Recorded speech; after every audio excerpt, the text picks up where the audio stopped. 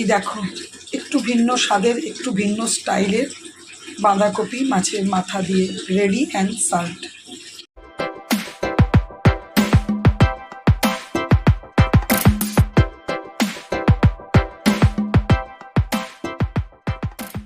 বাঁধাকপি তরকারি মাছের মাথা দিয়ে মানে শীতকালের একটা কমন রেসিপি, সবাই করে থাকো, সবাই খুব সুন্দর করে থাকো, আমিও করি, কিন্তু আজকে একটু অন্যভাবে করব। মাছের মাথা দিয়ে করব, কিন্তু একটু প্রসেসিংটা আলাদা।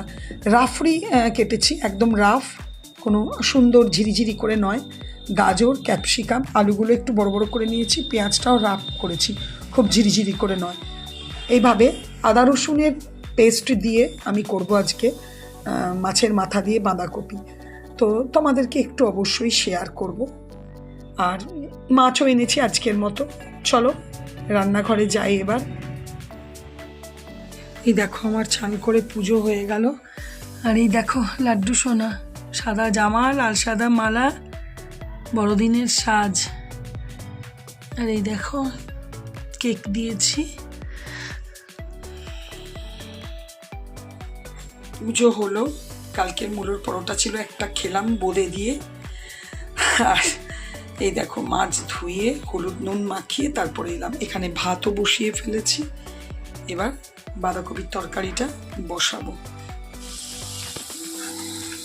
এখানে একটা ফোন চলে এসেছিলো বলে তোমাদের সাথে অনেকক্ষণ কথা বলতে পারিনি। এখানে গোটা জিরে তেজপাতা ফোড়ন দিয়ে আলুগুলো একটুখানি ভেজে নেবো, তারপরে এই সবজিগুলো দিয়ে দেবো।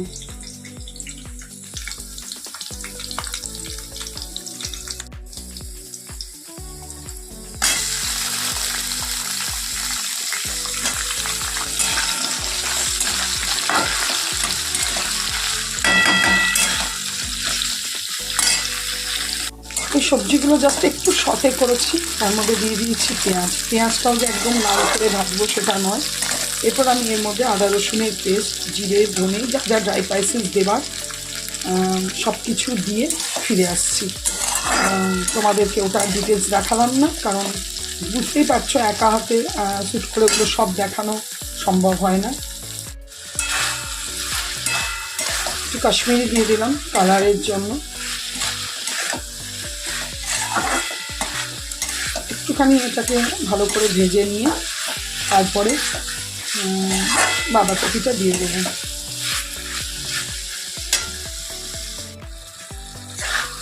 এদিকে সুন্দর করে কষা হয়ে গেছে আমার, ওপর থেকে দিয়ে দেবো বাঁধাকপিটা।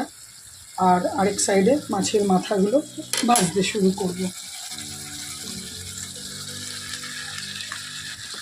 বাঁধাকপিটা একটু গোটা গোটা থাকলে এই সবজিটাতে খুব ভালো লাগবে।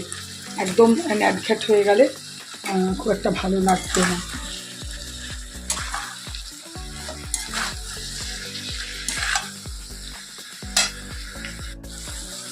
এই দেখো সেদ্ধ সব হয়ে গেছে, আর বাঁধাকপিগুলো একটু গোটা গোটাই থাকবে।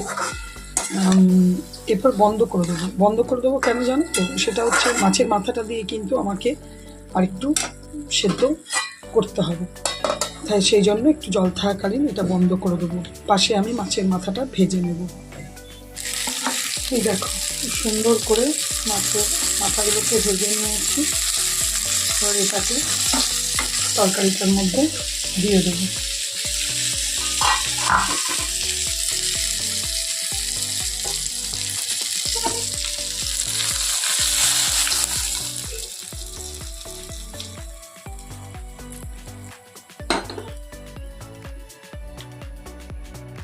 আজকে মাছ ভাজাই হবে, কেন এত সব কিছু করার পর আর তরকারি করলে তোমার দাদা খাবেও না, আর আমি পেঁয়াজ রসুনের তরকারি দুরকম করে দিচ্ছিও না, শরীরটা ঠিক নেই বলে।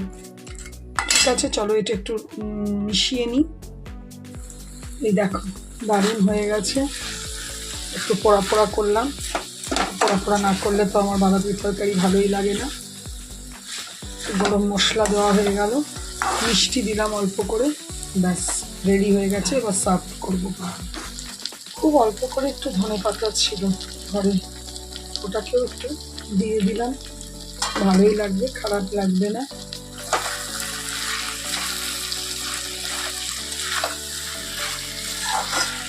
ব্যাস রেডি। দেখতে তো ইয়াম্মি হয়েছে। এই দেখো, একটু ভিন্ন স্বাদের, একটু ভিন্ন স্টাইলের বাঁধাকপি মাছের মাথা দিয়ে রেডি অ্যান্ড সার্ভড। এই দেখো, অনেক বেজে গেছে, আজকে 3টে বেজে গেছে, অনেক কাজও ছিল, কাছাকাছিও করলাম প্রচুর। যাই হোক, খাবার নিয়ে চলে এসেছি। তোমার দাদা এখনও তাও আসেনি, ফোন করলাম, বললো একটু পরে আসছি। এখানে কালকেরই মটর ডালটা আছে, আর এই দেখো এটা শিম সর্ষেটা কালকের ছিল। আজকে সেরকম রান্না কিছু করতে হয়নি, কিন্তু তাও অন্য অনেক কাজ ছিল। খেয়ে নিই চলো। কাল যেহেতু কলকাতা যাব, সেহেতু একটু চিত্তরঞ্জনে এলাম। তার কারণ হচ্ছে আমার লাড্ডু সোনাকে, গোপালকে দিতে এলাম। 2 দিনের জন্য কলকাতায় নিয়ে যাওয়া মানে এখন অনেকটাই অসুবিধা। সেই জন্য বৌদিকে বলেছিলাম এখানেই রেখে যাব, সেটাই রাখতে আসছি। খেয়ে দিয়ে উঠে রেস্টও নিইনি, কাজকর্ম করে টোরে সমস্ত কিছু করে টোরেই রেডি হয়ে বেরিয়েছি। আমাদের দাদা তখনও খেতে আসেনি, হাঁপিয়ে গেছি। ঠিক আছে, চলো পরে কথা বলবো। সন্ধে প্রায় হতেই চললো। আগের দিন কেক তো কিনেইছিলাম, সেই কেকটা একটু নিয়ে নিলাম। আর এখানে দেখলাম একটা বেশ গ্লাসের মধ্যে কেক বিক্রি হচ্ছে, ওটাও একটু ছেলের জন্য নিয়ে নিলাম। চলো তাহলে। এই দেখো, এই কেকটা ঘর থেকে নিয়ে এসছে, আর এই যে এই কেকটা কিনলাম। ঠিক আছে, চলো ভিডিওটা আজকে শেষ করলাম।